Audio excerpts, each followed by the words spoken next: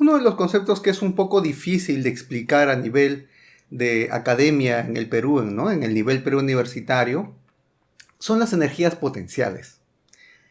En muchos casos, los profesores de academia suelen decirle a los estudiantes que las energías potenciales son energías en potencia, son energías escondidas. Sin embargo, hay que tomar en cuenta que la palabra potencial en estos casos no quiere decir que sea algo escondido, sino que quiere decir energía asociada a la posición de un objeto. La palabra potencial quiere venir de posición. Y es básicamente como ustedes deberían aprenderlo.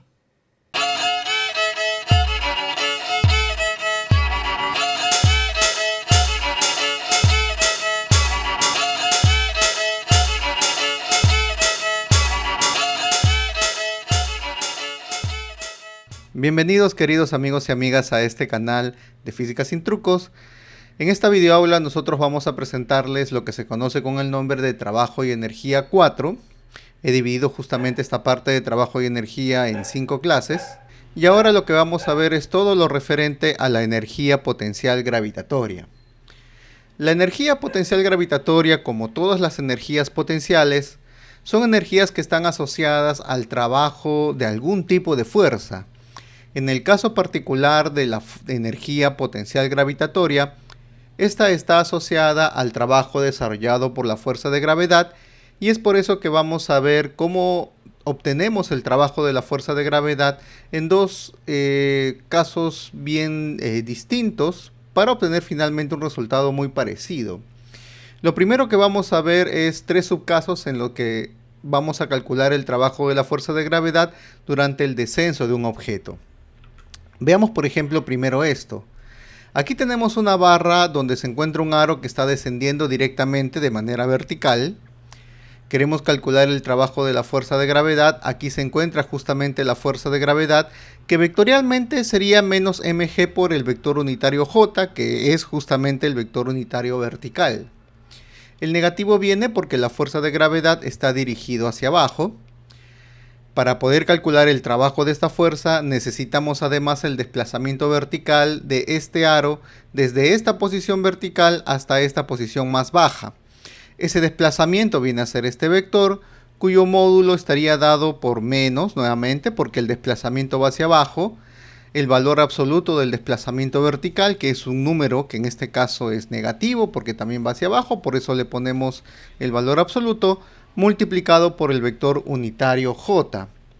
Entonces, con estos dos vectores, el trabajo desarrollado por la fuerza de gravedad estaría definido por este producto escalar. Vamos a sustituir el vector fuerza de gravedad aquí, sustituimos el vector desplazamiento aquí, y en este producto escalar el j por el j es 1, el menos con el menos se hace más, y por lo tanto el trabajo desarrollado por la fuerza de gravedad me saldría positivo y me saldría mg por esta altura que tenemos aquí. Veamos un caso muy parecido, es decir, ahora noten ustedes que les estoy mostrando nuevamente este aro, pero que se está moviendo por este tubo que se encuentra de forma curva. Pero noten ustedes que la parte inicial del tubo y la parte final del tubo están a la misma altura que en los casos o en el caso anterior. Y aquí también nosotros queremos calcular el trabajo de esta fuerza de gravedad. La fuerza de gravedad no va a cambiar, por lo tanto este vector no cambia. Y el vector desplazamiento tampoco va a modificarse. El vector desplazamiento sigue siendo este vector desde esta posición inicial hasta esta posición final. Entonces noten que por más que ahora la trayectoria que sigue este aro, por efecto de que la tubería ahora es curva, también es curvo lógicamente, pero tenemos los mismos vectores para calcular el trabajo de la fuerza de gravedad, por lo tanto el trabajo de la fuerza de gravedad va a ser exactamente lo mismo y vamos a llegar al mismo resultado. Entonces aquí ya podemos ir notando algo interesante, que es el hecho que el trabajo de la fuerza de gravedad en estos dos casos pues no depende de la trayectoria que sigue el aro. Vayamos un poquito más allá, demos un paso adicional y ahora coloquemos la tubería de esta manera. Noten que la posición final en todos los 3 casos está a la misma altura y la posición inicial también está a la misma altura, pero ahora la posición inicial y la posición final ya no se encuentran en la misma vertical. Eso quiere decir que ahora el vector desplazamiento va a ser otro. El vector fuerza de gravedad va a seguir siendo el mismo, porque no va a cambiar la masa del aro, pero el vector desplazamiento ahora es un vector en diagonal. Para este vector desplazamiento yo voy a tener, o lo puedo separar, en un desplazamiento horizontal y en un desplazamiento vertical. El desplazamiento horizontal sería este vector. Este vector lo puedo escribir como el módulo de esa coordenada o desplazamiento horizontal por el vector unitario y el desplazamiento vertical, que sería un desplazamiento negativo de módulo de i por el vector unitario j. Entonces ahora el desplazamiento es distinto y el trabajo desarrollado por la fuerza de gravedad lo tengo que seguir calculando igual. El producto escalar de la fuerza de gravedad por el desplazamiento. Entonces si hacemos eso, si sustituimos, la fuerza de gravedad sería menos mg por el vector unitario j por el producto escalar con este desplazamiento, que sería dxi menos dyj. Cuando hago este producto escalar, el j por el i va a ser 0, pero el j por el j va a ser 1, por lo tanto solamente me va a quedar el trabajo de la fuerza de gravedad como mg por la altura que tenemos aquí. Entonces quiero que noten aquí algo importante, es que el trabajo desarrollado por la fuerza de gravedad no va a depender, en este caso no va a depender de la trayectoria, y solamente va a depender del desplazamiento vertical. No importa si la posición final está desplazada horizontalmente, es por el hecho de que la fuerza de gravedad es vertical, se puede ver aquí en este producto escalar, que cualquier desplazamiento horizontal que tenga esta posición final se va a eliminar en el producto escalar. Entonces podemos decir con toda seguridad que el trabajo desarrollado por esta fuerza de gravedad no depende de la trayectoria, solo depende del desplazamiento vertical. Y como estamos en un descenso, los tres trabajos me están saliendo positivos. Vamos a hacer ahora lo mismo, pero ya no en el descenso del aro, sino en el ascenso. Es decir, queremos calcular ahora en los tres casos igual el trabajo de la fuerza de gravedad sobre este aro, pero ahora el aro va a estar ascendiendo. La única diferencia con los casos anteriores es que ahora el desplazamiento va a cambiar de signo. Por eso es que aquí tengo un desplazamiento hacia arriba, pero el trabajo de la fuerza de gravedad se va a seguir calculando como el producto escalar de la fuerza de gravedad por el desplazamiento. Ya no va a aparecer aquí un signo adicional, un signo negativo, y por lo tanto en este caso el trabajo me va a salir negativo por este signo menos que está aquí. Si yo modifico y hago que la trayectoria sea curva, exactamente ocurre lo mismo, y el trabajo, el resultado final va a ser el mismo. Si ahora yo tengo un ascenso en una trayectoria curva donde la posición inicial está desplazada horizontalmente, producto de este producto escalar que aparece aquí, el desplazamiento horizontal en ese producto escalar se va a cancelar y voy a tener el mismo resultado. Por lo tanto, cuando tenemos un ascenso, el trabajo de la fuerza de gravedad sigue siendo independiente de la trayectoria y solamente depende del desplazamiento vertical, y como estamos en un ascenso, ahora el trabajo es negativo. Ahora, hay que tomar aquí una cuestión bastante interesante, hay que notar esto. En la primera clase a ti de trabajo y energía, ¿no? A ti se te enseñó que un trabajo positivo quiere decir que mediante la fuerza se está entregando energía, y cuando un trabajo es negativo, significa que mediante la fuerza se está quitando energía. Esto es lo que vamos a utilizar básicamente para definir y conceptualizar lo que es la energía potencial. Pero antes de hacer eso, quiero que noten lo siguiente. Como el trabajo de la fuerza de gravedad solo depende del desplazamiento, si yo coloco aquí un sistema cartesiano que me da la posición vertical del aro, puedo encontrar una fórmula general para calcular el trabajo de la fuerza de gravedad, ya sea en un descenso o en un ascenso. Por ejemplo, consideremos el caso más general, que es una trayectoria curva entre dos posiciones que no están en la misma línea vertical.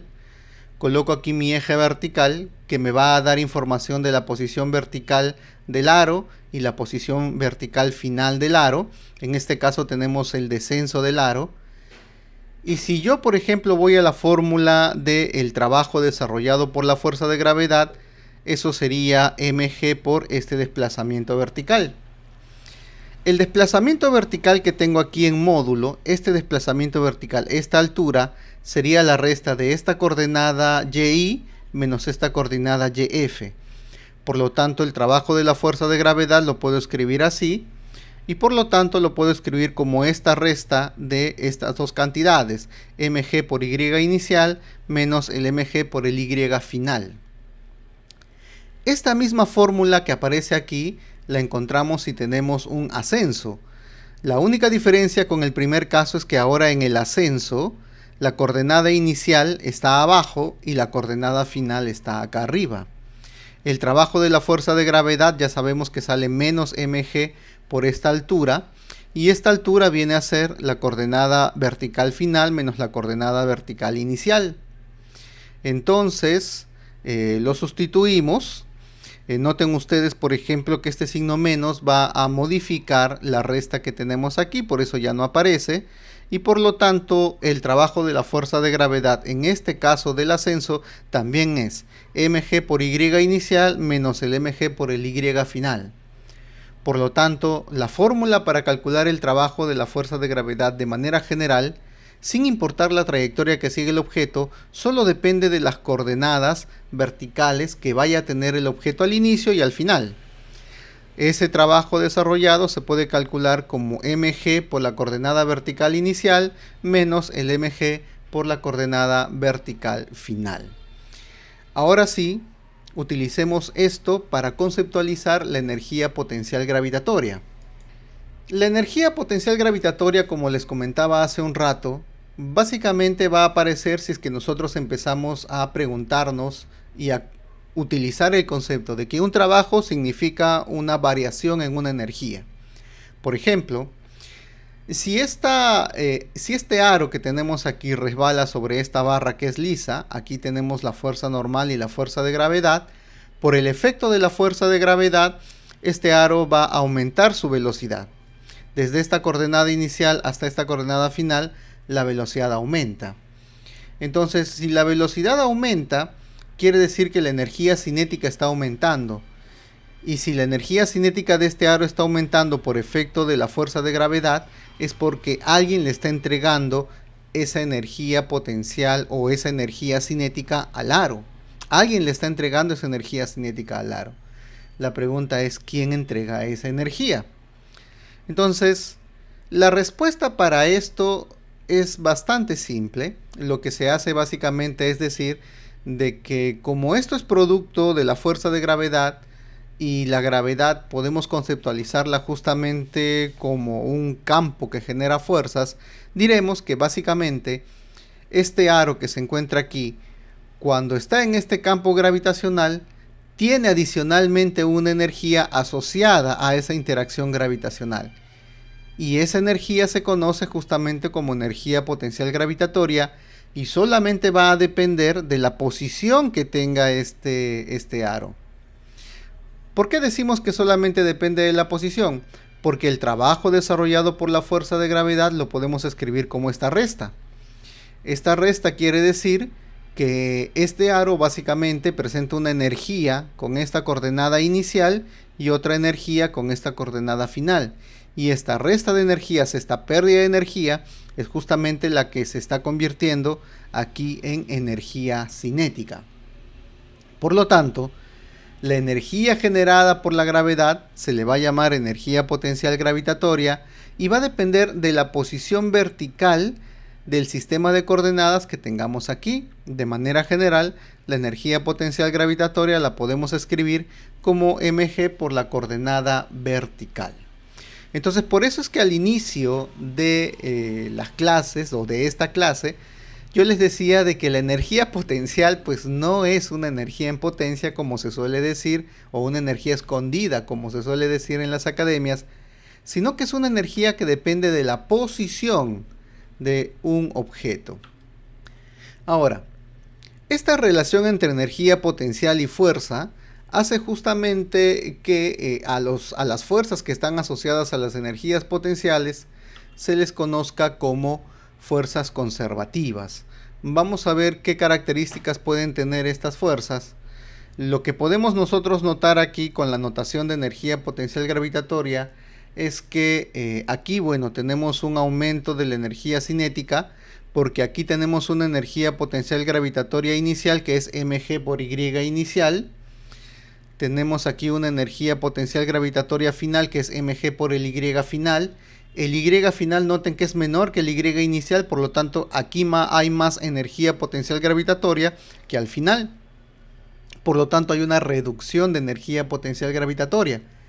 Esta energía que se está reduciendo se está básicamente transformando en energía cinética, y es por eso que la energía cinética aumenta producto de la reducción de la energía potencial gravitatoria.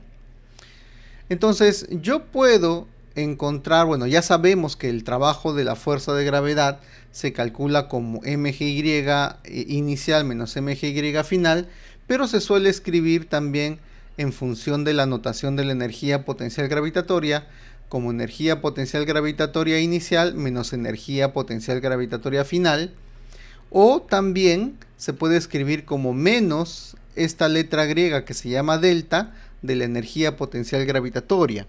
Una delta en física siempre es una resta. Restamos lo final menos lo inicial, solo que como aquí está al revés, la resta es inicial menos final, se agrega aquí un signo menos para el cálculo de esta energía potencial gravitatoria. A partir de esta ecuación que tenemos aquí, podemos notar fácilmente que si el aro regresara a su posición inicial, o sea, si regresara por lo menos a la altura inicial, la coordenada vertical y la coordenada vertical inicial y la coordenada vertical final serían exactamente las mismas, y por lo tanto el trabajo sería 0. Ahora, regresar a la coordenada inicial quiere decir que hay una ida y un retorno, o sea, hay una trayectoria cerrada. En general, decimos que si una fuerza, el trabajo de una fuerza en una trayectoria cerrada es 0, entonces a la fuerza se le llama fuerza conservativa. Y la primera fuerza conservativa que se les enseña a los estudiantes es justamente la fuerza de gravedad. Ahora, ¿por qué conservativa? ¿Por qué exactamente conservativa? ¿Qué cosa es lo que conserva? Pues eso lo vamos a ver en la siguiente videoaula todavía. Pongamos en práctica esto que estamos viendo en dos ejercicios. Veamos primero este ejercicio que vino en el examen de admisión del año 2009 en la Universidad Nacional de Ingeniería, donde yo doy clases. Dice este ejercicio, ¿no? Dos bloques de igual masa, m, suben una misma altura por un plano inclinado, con una rapidez constante desde el punto 1 hasta el punto 2. En la figura A, la fuerza que actúa sobre m es F1, y en la figura B, la fuerza es F2. En ambos casos, las direcciones de las fuerzas son paralelas a sus respectivos planos inclinados. Si el coeficiente de rozamiento cinético entre las superficies en contacto es mu, indique la veracidad o falsedad de las siguientes proposiciones. Aquí podemos notar las dos traslaciones. Son dos traslaciones en planos inclinados que tienen la misma altura vertical pero ángulos de inclinación distintos. La primera premisa, por ejemplo, dice: el trabajo realizado por el peso en la fuerza o en la figura A es mayor que en la figura B. Lo que podemos notar aquí es primero de que esta premisa es falsa, porque si yo, por ejemplo, coloco un eje vertical, como las dos posiciones verticales iniciales y finales están a la misma altura, el trabajo desarrollado por la fuerza de gravedad en ambos casos sería mg por y inicial menos mg por y final. Por lo tanto, las dos cantidades de trabajo de la fuerza de gravedad es la misma. La segunda premisa dice: el trabajo realizado por la fuerza resultante es nula en ambos casos. Sería verdadera porque, según lo que me dice el problema, estos objetos se mueven con rapidez constante, y por el teorema del trabajo neto y la energía cinética, el trabajo neto o trabajo resultante es justamente la resta de energías cinéticas. Pero como me están diciendo que en ambos casos la rapidez es constante, esta resta vendría a ser 0 y el trabajo neto vendría a ser 0, ¿no? Por lo tanto, ambos trabajos netos son iguales, son iguales a 0. Ahora, la premisa número 3 dice, el trabajo realizado por la fuerza F1 es mayor que el trabajo realizado por la fuerza F2 que tenemos aquí. Bueno, habría que calcular el trabajo desarrollado por cada una de las fuerzas. Lo que voy a hacer es calcular básicamente el trabajo desarrollado de manera general en un plano inclinado desde una posición 1 hasta una posición 2 que tenga esta altura h. Por eso es que aquí en mi gráfico coloco al bloque que está siendo movido por una fuerza F. Aquí le voy a poner la fuerza F por acá, con un ángulo de inclinación θ a una altura vertical h. Voy a colocar, como voy a necesitar trabajar con vectores, coloco mi sistema cartesiano así inclinado para poder trabajar con el vector unitario y a lo largo del plano inclinado y el vector unitario j perpendicular aquí al plano inclinado. El diagrama de cuerpo libre de este bloque sería esta fuerza de gravedad que tendría esta inclinación θ respecto aquí de esta normal. Esta fuerza de gravedad con este sistema de coordenadas sería menos mg coseno de θ, que sería la componente vertical aquí hacia abajo, y mg seno de θ, que es la componente horizontal que está apuntando hacia abajo del plano inclinado en la dirección positiva del eje X. Aparte de esta fuerza de gravedad tendríamos una fuerza F, que sería o F1 o F2, que utilizando vectores unitarios podemos escribirla como menos el módulo de esa fuerza F por el vector unitario I, porque esta fuerza está apuntando en la dirección negativa del eje X. Y luego tendríamos una fuerza normal, que como apunta al positivo del eje Y sería el módulo por el vector unitario J, y una fuerza de rozamiento cinético opuesta al deslizamiento. Noten que también está apuntando en la dirección positiva del eje X, y su módulo se puede calcular como módulo de la normal por el coeficiente de rozamiento, ¿no? Por el vector unitario I. Este es el diagrama de cuerpo libre de este bloque mientras va subiendo, y lo que nosotros queremos hacer es calcular el trabajo de esta fuerza. El desplazamiento que va a tener este bloque, ya sea en el caso de F2 o en el caso de F1, depende básicamente de este ángulo que tenemos aquí y h. Si consideramos el triángulo rectángulo que va a aparecer aquí, este desplazamiento, por ejemplo, en módulo multiplicado por el seno de este ángulo de 53 me da esta altura. O sea que este desplazamiento puedo despejarlo y escribirlo como esta altura dividido entre el seno de 53. Para un ángulo θ cualquiera, yo tendría que el desplazamiento sería h entre el seno, o sea, por la cosecante de este ángulo θ, negativo porque el desplazamiento va en la dirección opuesta del positivo del eje X por el vector unitario Y. Con esto yo podría calcular el trabajo de esta fuerza multiplicando escalarmente esta fuerza y este desplazamiento. Pero lo primero que voy a hacer es tratar de obtener los módulos que tengo aquí en función de mg. Quizás eso sea posible debido al hecho de que la rapidez es constante. Si la rapidez es constante, en la segunda ley de Newton, la suma de fuerzas va a tener que ser 0 porque no hay aceleración. Entonces, esta suma de fuerzas igual a 0, lo puedo descomponer en las componentes horizontales y verticales, indicando de que la suma de componentes horizontales tiene que ser igual a 0 y la suma de componentes verticales también tiene que ser igual a 0. Entonces, eso quiere decir, ¿no? Eso quiere decir que en el caso de las componentes horizontales tendría menos F, que es una fuerza horizontal que apunta al negativo del eje X. La fuerza de rozamiento es positiva, módulo de la normal por el coeficiente, y la componente horizontal de esta fuerza de gravedad, que sería mg seno de θ. La suma de estas tres fuerzas tiene que ser igual a 0. En la componente vertical, es decir, con las fuerzas paralelas al eje Y, tendría la normal que está aquí, menos mg coseno de θ igual a 0. De esta ecuación que está aquí abajo, fácilmente notamos que la normal sería igual a mg coseno de θ. Y si lo sustituimos aquí en esta ecuación que tengo aquí arriba, yo puedo encontrar que menos f más mg coseno de θ por el coeficiente, estoy sustituyendo el módulo de la normal, más mg seno de teta tiene que ser igual a 0. Por lo tanto, la fuerza F, ¿no? Bueno, el módulo de la fuerza F es esta suma, pero la fuerza F como fuerza tendría que ser menos ese módulo, es decir, menos mg coseno de teta por el coeficiente de rozamiento cinético, más mg seno de teta por el vector unitario I. Con esta fuerza que tenemos aquí y este desplazamiento ya puedo calcular el trabajo a partir del producto escalar que tengo aquí. Entonces sustituyo el producto escalar, sustituyo la fuerza F, sustituyo el desplazamiento. Noten que I por I se va a cancelar y por lo tanto el trabajo de la fuerza va a salir. A ver, si yo multiplico menos por el menos se vuelve más. mg lo factorizo, lo multiplico por el h. Aquí me va a quedar coseno de teta por la cosecante de teta, es decir, coseno de teta entre el seno de teta. Eso es la cotangente del ángulo teta por el coeficiente de rozamiento cinético, y luego tengo esta multiplicación seno de teta por la cosecante de teta, que es 1.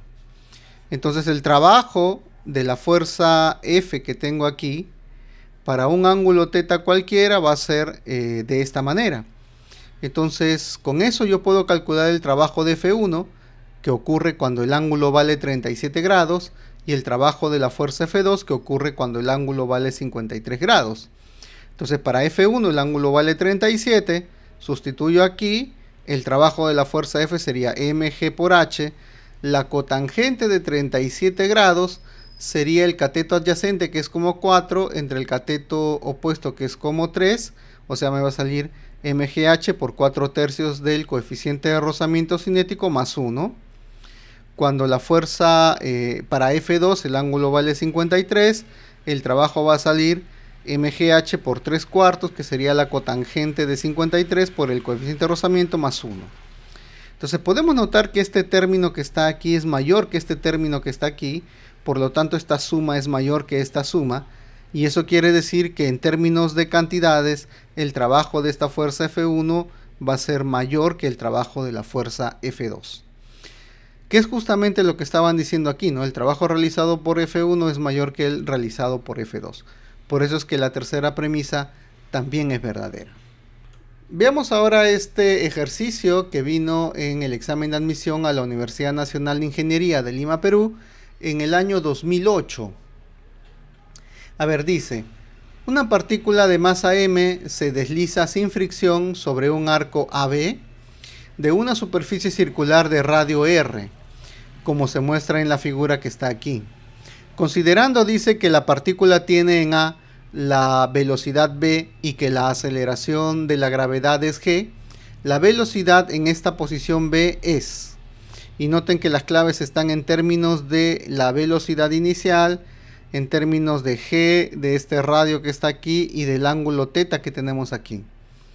Entonces, noten que este problema se parece a un problema de MRV. Es un problema donde me dan la velocidad inicial y me piden la velocidad final. Lógicamente no es un MRV porque la trayectoria es curva.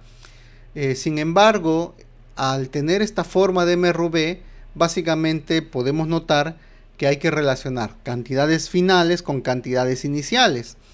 Esto lo podemos hacer en trabajo y energía utilizando el teorema del trabajo neto y la energía cinética, que es lo que vamos a utilizar al final. Entonces, si solucionamos el problema, me están pidiendo la velocidad final según lo siguiente, ¿no? La pelotita resbala por este plano circular, aquí va a tener una velocidad final y me van a pedir calcular esta velocidad final.